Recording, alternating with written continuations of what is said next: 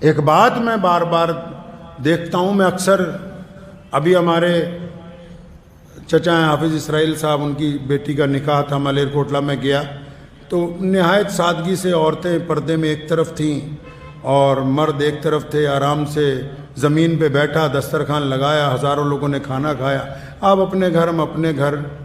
اور میں دیکھتا ہوں کہ جن لوگوں کے پاس تھوڑے زیادہ پیسے اللہ نے دے دیے ہیں وہ سوچتے نہیں، وہ تمام کام کرنے ہیں جو نعوذ باللہ صلی اللہ علیہ وسلم کی مخالفت میں ہو،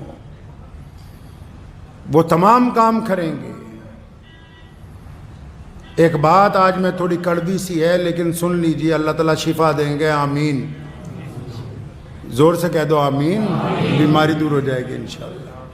ایک سوال ہے میرا سارے مولویوں سے، بھارت کے مولویوں سے، چاہے وہ دیوبندی مولوی ہیں، چاہے وہ بریلوی مولوی، چاہے وہ تبلیغی جماعت والے ہیں، چاہے وہ جماعت اسلامی والے ہیں، چاہے وہ ندوہ والے ہیں، چاہے وہ جامعہ ملیہ والے ہیں،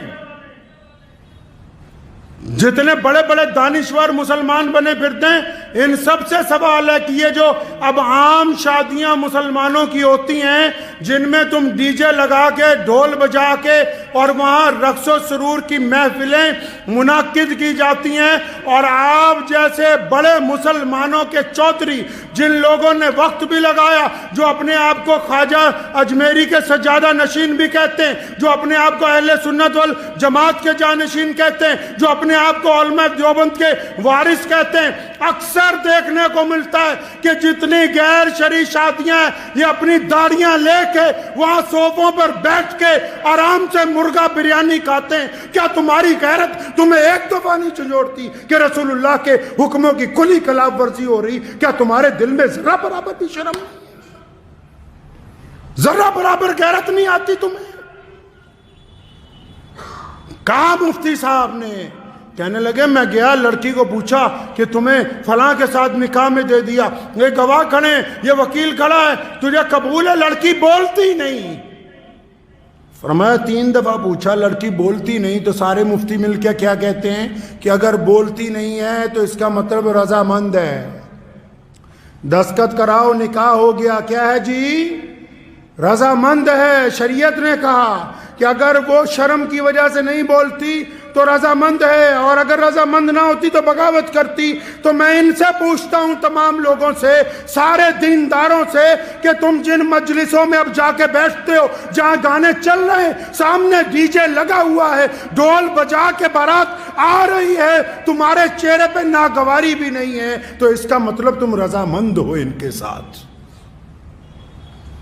اور اگر تم ان کے ساتھ رضامند ہو تو اللہ اور اس کے رسول کی رضامندی تمہارے ساتھ نہیں آ سکتی۔ اگر غیرت مند ہو تو اگر روک نہیں سکتے، فرمایا ایمان کے 3 درجے، اپنے دل میں برا مانو، تمہارے چہرے پہ تو ذرہ برابر بھی شرمندگی کا احساس نہیں کہ ڈھول بجا کے بارات آ رہی ہے، تم اس مجلس کو چھوڑنے کے لیے تیار نہیں۔ ان چودھریوں کی وجہ سے کہ یہ چندہ نہیں دیں گے، کیا ان کے پل پر مسجدیں اور مدرسے چل رہے ہیں؟ جو گنڈا گردی اسلام کے نام پر شادیوں میں کرتے ہو، تم ان سے ڈرتے ہو؟ رزق کا وعدہ اللہ نے کیا ہے، انہوں نے نہیں کر رکھا۔ 3 درجے ایمان کے، فرمایا اگر کوئی چیز بری لگے تو دل میں برا مانو، اگر طاقت ہے تو زبان سے کہو، اگر ہاتھ سے روک سکتے ہو تو وہ اول ترین درجہ ہے۔ تو یہ جتنے آپ میں یہ جو بات آج ممبر پہ بیٹھ کے کہہ رہا ہوں، روزانہ پورے ملک میں شادیاں ہو رہی، اور جتنے سرمایہ داروں کی شادیاں جا کے دیکھ لو، یہ جتنے کٹھ ملا ہیں یہ ان کے نکاح بھی پڑھا رہے ہیں، ان کی بریانیاں بھی کھا رہے ہیں، ان کے قورمے بھی کھا رہے ہیں۔ اگر تم قوم کی نگہبانی نہیں کرو گے تو یاد رکھو تمہاری حیثیت گڈریے کی ہے۔ اگر ایک بھی کوئی ریوڑ میں سے کوئی چیز ضائع ہو گئی تو گڈریے کو مالک پوچھتا ہے، اللہ تعالیٰ نے ان کو چھوڑ دینا ہے، تمہارا گریبان پکڑ لینا ہے۔ کوئی ضرورت نہیں ایسا نکاح پڑھانے کی جہاں ڈھول بجتے ہوں، کوئی ضرورت نہیں ایسے شادی کے اندر جانے کی جنہوں نے ڈی جے لگا کے رکھے ہوں، جو ناچ کے ڈھول بجا کے آ رہے ہوں، ان کے ساتھ شہر کا قاضی چل رہا ہو، شرم کے ڈوب مرنے کا مقام ہے ان لوگوں کے لیے۔ اتنی بھی غیرت زندہ نہیں رہی۔ اتنی بھی شرم و حیا زندہ نہیں رہی. کس بات کی دولت ہے؟ یہ یاد رکھو، دین محمد الرسول اللہ کا ہے. کس کا دین ہے جی؟ محمد الرسول اللہ کا دین ہے، اور یہ دین قیامت تک زندہ رہے گا. یہ کسی سرمایہ دار کا دین نہیں ہے، یہ کسی بہت بڑے چودھری کا دین نہیں ہے. دنیا کی کوئی طاقت اس دین کو سرنگوں نہیں کر سکتی.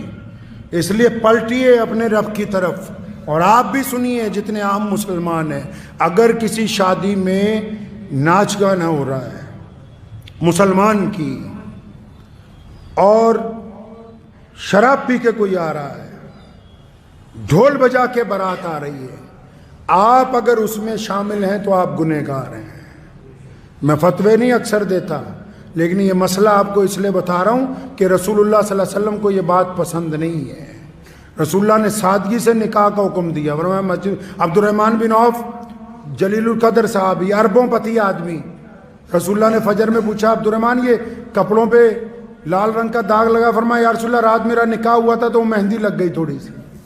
کچھ نہیں کہا رسول اللہ نے کہ ہمیں نہیں بلایا، فلاں کو نہیں بلایا.